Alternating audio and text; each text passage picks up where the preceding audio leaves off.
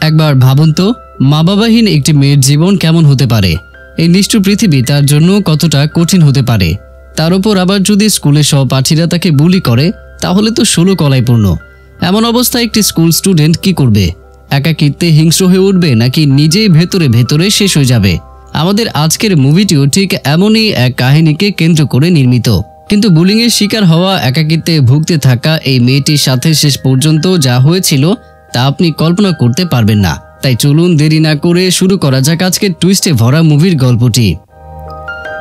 মুভির শুরুতে আমরা 16 বছর বয়সী একটি মেয়েকে দেখতে পাই, যার নাম ছিল সু। সে জঙ্গলের ভেতর দিয়ে ভয়ে ভয়ে দৌড়াচ্ছিল, কারণ কেউ একজন তাকে তাড়া করেছিল আর সে ঘায়েল অবস্থায় ছিল। দৌড়াতে গিয়ে সে হোঁচট খেয়ে পড়ে যায় আর সে হেল্প বলতে বলতেই অজ্ঞান হয়ে যায়। পরের দৃশ্যে আমরা আহত সুকে হাসপাতালে দেখতে পাই। তার জ্ঞান ফিরে এসেছিল। আসলে রাতে যখন কেউ একজন সেই জায়গা দিয়ে যাচ্ছিল, তখন সেই সুকে হাসপাতালে নিয়ে আসে। আর এতক্ষণে এখানে পুলিশও চলে আসে, যাদের সন্দেহ হচ্ছিল যে এই মামলাটি স্কুল বুলিং এর মামলা, কারণ এর আগেও তাদের কাছে এমন অভিযোগ এসেছিল যে সুকে স্কুলে বুলি করা হচ্ছে। তো এখানে তারা মামলা দায়ের করার আগে তারা সুকে কিছু প্রশ্ন করতে চাচ্ছিল।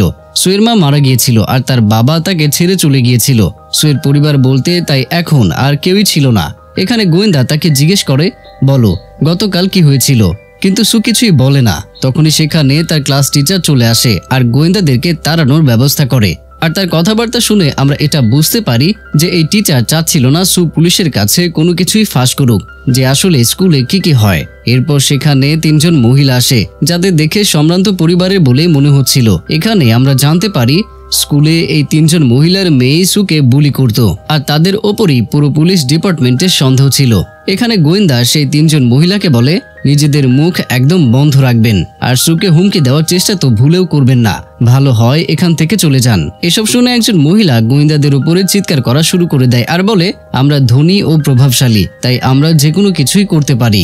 এখানে আস্তে আস্তে এটাও জানা যায় তাদের মেয়েরাই সুকে রাতের বেলায় সেখানে ডেকে নিয়েছিল। এতে অন্য আরেকজন মহিলা বলে, আমার মেয়ে তোকে ডাকেনি, ও তো শুধু সেখানে ঘুরতে গিয়েছিল। এভাবে গোয়েন্দা ও মহিলাদের মধ্যে ঝগড়া শুরু হয়ে যায়। তখন সু তাদেরকে বাইরে যেতে বলে আর ঘুমিয়ে পড়ে।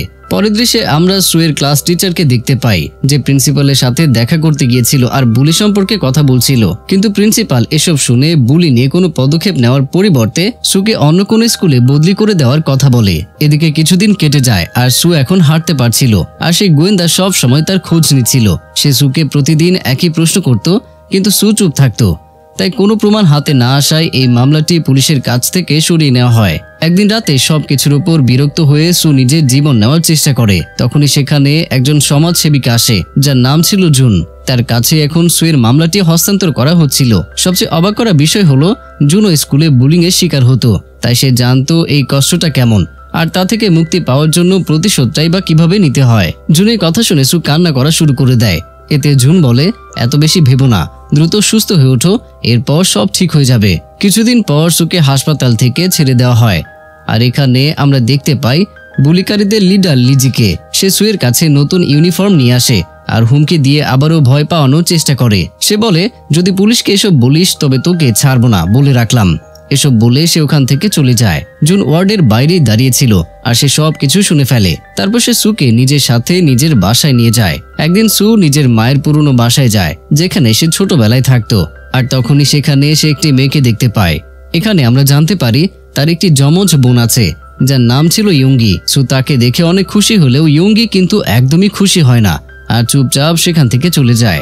আসলে তাদের মা বাবার ডিভোর্সের পর তাদের মা 2 মেয়েকে একা হাতে বড় করা শুরু করে, কিন্তু আর্থিক সংকটের কারণে সে সুকে তার বাবার কাছে দিয়ে আসে আর ইয়ুঙ্গিকে সাথে নিয়ে অন্য এক জায়গায় চলে যায়। এরপর জুন ইয়ুঙ্গির পিছু নেওয়া শুরু করে আর একদিন তাকে সুপার শপ থেকে জিনিস চুরি করতে দেখে ফেলে। সে তার সাথে শপের বাইরে দেখা করে আর বলে, তোমার বোন সুকে স্কুলে অনেক বুলি করা হয়, আর কিছুদিন আগেই তাকে এতটা বুলি করা হয়েছিল যে সে প্রায় মৃত অবস্থায় ছিল। কিন্তু এসব শুনেও ইয়ুঙ্গির কিছুই মনে হয় না। তবুও জুন তাকে একটি প্রস্তাব দেয়, আমি তোমাকে টাকা দেব যদি তুমি আমার সাথে আমার বাসায় চলো। এখানে টাকার কথা শুনে ইয়ুঙ্গি মুহূর্তেই রাজি হয়ে যায় আর জুন তাকে নিজের বাসায় নিয়ে যায়। জুন তাদেরকে একটি দুর্দান্ত পরিকল্পনার কথা বলে। তাদের 3 জনকে এখন কিছুদিন বাসার ভিতরেই থাকতে হবে। আর পরিকল্পনাটি এমন ছিল যে ইয়ুঙ্গিকে এখন সু সেজে স্কুলে যেতে হবে আর বুলিকারীদের উচিত শিক্ষা দিতে হবে। কিন্তু ইয়ঙ্গি একদমই খাপছাড়া মেয়ে ছিল, আর মাত্র কিছুদিন আগেই সে নিজে স্কুল ছেড়ে দিয়েছিল। এজন্য সে স্কুলে যেতে চাচ্ছিল না, তাই সে ঝগড়া করে সেখান থেকে চলে আসে। তখনই তার কাছে একটি ভিডিও আসে যেখানে সুকে মেয়েগুলো অনেক বাজে ভাবে বুলি করছিল। এটা দেখে ইয়ঙ্গির অনেক রাগ উঠে যায়, আর সে ফেরত গিয়ে সুকে ধরে বলে, তুমি 1 নম্বরের একটি ভীতু মেয়ে, কারণ কেউ এত অত্যাচার সহ্য করছে দেখে যে কারোরই রাগ উঠে যাবে। ইয়ঙ্গির এসব দেখে রাগ তো হয়, আবার খারাপও লাগে। সে বলে, এই মেয়েগুলোকে আমি কোথায় পাবো? পরের দিন ইয়ঙ্গি সু সেজে স্কুলে যায়। স্কুলে সবাই তার চাল চলনে পরিবর্তন লক্ষ্য করে। যদিও ক্লাসের কেউই তাকে কিছুই বলছিল না, কিন্তু ঠিক তখনই ক্লাসে প্রবেশ ঘটে বুলিকারীদের লিডার লিজিং আর তার দলবলের। আর তারা এসে ইয়ঙ্গির টেবিলের উপরে বসে পড়ে। তারা ভাবে আবারও আমরা ওকে সারাদিন বুলি করব। যে কথা সেই কাজ। তারা বুলি করা শুরু করে দেয় আর বাজে বাজে কথা বলে তাকে উস্কানোর চেষ্টা করতে থাকে। এক পর্যায়ে তারা হাসাহাসি শুরু করে দেয়, আর তাদের এই হাসি দেখে ইয়ঙ্গি বুঝে যায় ভিডিওতে এই মেয়েদেরই হাসির আওয়াজই সে শুনেছিল। তখনই সে সোজা বেঞ্চ থেকে উঠে লিজিকে কষে একটা থাপ্পড় মেরে মেঝেতে ফেলে দেয়। তারপর তার উপর বসে তার চুল টেনে ধরে আর বলে, কি যেন বলছিলে তুমি, এখন বলো দেখি। এখানে ইয়ঙ্গি এসবের ভিডিও বানানো শুরু করে দেয়, আর এসব দেখে পুরো ক্লাসে ভীতি ছড়িয়ে যায়, আর বাকি বুলিকারীরাও বেলুনের মতো চুপসে যায়। কিন্তু তারা কিছুই করতে পারে না। তখনই সেখানে ক্লাস টিচার চলে আসে আর তাদের দুজনকেই নিজের রুমে নিয়ে যায়। এই টিচারও ভালো কোনো মানুষ ছিলেন না। এমন টিচার স্কুলে থাকলে স্কুলে তো বুলি বাড়বেই, স্বাভাবিক ব্যাপার, কারণ সে বুলিকারীকে সমর্থন করছিল। ইয়ঙ্গি এটা বুঝে যায় আর একটি কলম হাতে নিয়ে টিচারকে হুমকি দিয়ে বলে, স্টুডেন্টদের মধ্যে ভেদাভেদ করছেন কেন? তারপর ইয়ঙ্গি এখান থেকে বাসায় চলে যায়, আর সেখানে গিয়ে তাদের স্কুলের ঘটনা সম্পর্কে বলে, আর সে যে ভিডিওটি করেছিল সেটিও তাদেরকে দেখায়। কিন্তু সু এসব দেখে একটু খুশি হয় না, কারণ সে ঝগড়া বিবাদ পছন্দ করত না। এর চেয়ে সে মারা যাওয়াকে ভালো মনে করত। আসলে সে ছিল খুবই ভীতু প্রকৃতির মেয়ে। এরপর আমরা দেখি জুন ইয়ঙ্গিকে এত কিছু করতে মানা করে দেয়। তার পরের দিন 2 বোনের জন্মদিন ছিল, তাই দুজন একসাথে কেক কাটে। এখানে সু বলে, আমার জীবন তো পুরোটাই বৃথা, কারণ আমি কখনোই বাবা মা বা অন্য কারোর ভালোবাসা পাইনি। এর পরের দিন সকালবেলা উঠে ইয়ঙ্গিকে ঘুমাতে দেখে সু নিজে স্কুলে চলে যায়। সে ভাবে গতকাল তো ইয়ঙ্গি লিজিকে শায়েস্তা করেছিল, তাই নিশ্চয়ই আজকে সে কিছুই করবে না। কিন্তু এখানে আমরা দেখতে পাই লিজিংয়ের মা প্রিন্সিপালের কাছে এসেছে আর সুকে অন্য স্কুলে পাঠিয়ে দেওয়ার আবেদন করেছে, কারণ সে ভয় পাচ্ছে সু তার মেয়ের কাছ থেকে প্রতিশোধ তো অবশ্যই নেবে। এদিকে প্রিন্সিপালের অফিসের বাইরে দাঁড়িয়ে সু সব কথা শুনে ফেলে আর কাঁদতে কাঁদতে ওয়াশরুমের দিকে ছুটে যায়। এই অবস্থায় লিজিং তাকে দেখে ফেলে আর তাকে হুমকি দেয়, তার উপরে পানি ঢেলে দেয় আর আবারও বুলি করা শুরু করে দেয়। এরপর সু ভেজা অবস্থায় বাসায় যায় আর অজ্ঞান হয়ে পড়ে। এসব দেখে ইয়ঙ্গি আবারও অনেক রেগে যায়, তাই সে লিজিংকে কল করে পাহাড়ের জায়গাটিতে ডেকে নেয় আর বলে, যদি তুই না আসিস তাহলে গতকালকে তোকে মারার যে ভিডিও বানিয়েছিলাম সেটা আমি সারা স্কুলে ভাইরাল করে দেব। এটা শুনে লিজিং ঘাবড়ে যায়, কারণ যদি ভিডিওটি বাইরে চলে যায় তাহলে সবাই তাকে বুলি করা শুরু করে দেবে, কারণ ওখানকার সংস্কৃতিটাই এমন। যদি কোনো দুর্বল বুলিংয়ের শিকার হয় তাহলে তাকে সবাই বুলি করা শুরু করে দেয়। এজন্য লিজিং ভয়ে ভয়ে পাহাড়ের জায়গাটিতে পৌঁছে যায়। সেখানে ইয়ঙ্গি তার মাথায় আঘাত করে তাকে অজ্ঞান করে আর তারপর তাকে বেঁধে ফেলে আর তার মুখে 1 বোতল পানি ঢেলে দেয়। এরপর সে অ্যাসিড নিয়ে আসে, যা দেখে লিজিং প্রচন্ড ঘাবড়ে যায় আর নিজের জীবনের ভিক্ষা চাইতে শুরু করে।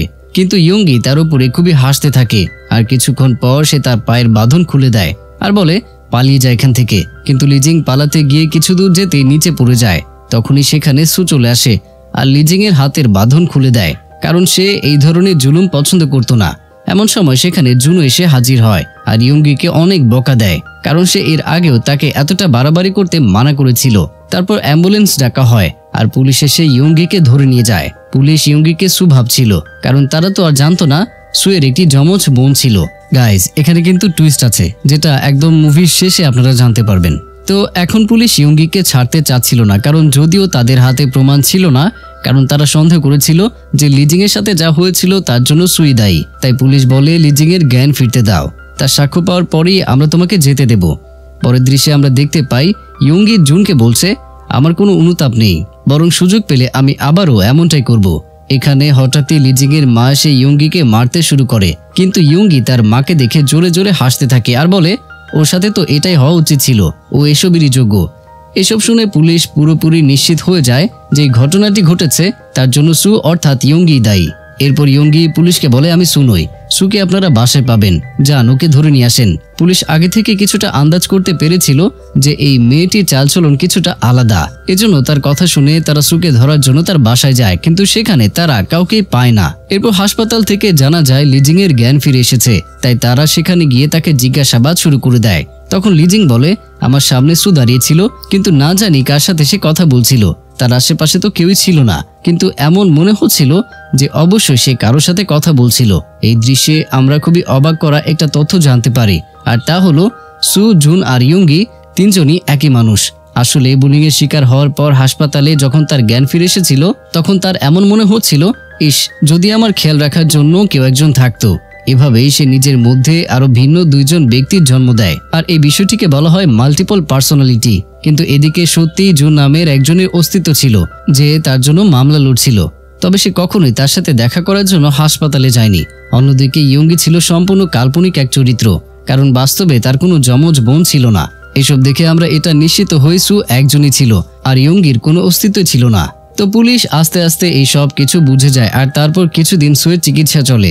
এরপর তাকে স্কুল থেকে ছাড়িয়ে নেওয়া হয়। এরপর কিছুদিন কেটে যায়, আর ধীরে ধীরে সু সুস্থ হতে থাকে।